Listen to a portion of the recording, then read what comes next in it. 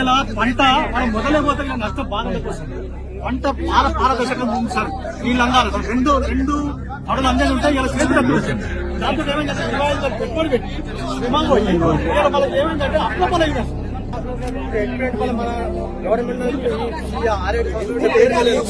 ఈ సంవత్సరం పంట నీళ్ళు ముడుపున్నాడు సార్. నీళ్ళు ముడుపున్నాడు ఇప్పుడు ఉన్నాయి. ఇప్పుడు మన కలెక్షన్ నీళ్ళు ఎక్కువైతే మాకు నారాయణపూర్ నిండితే మాకు వచ్చేది సార్. నారాయణపూర్ కుట్రాలి ప్రభుత్వం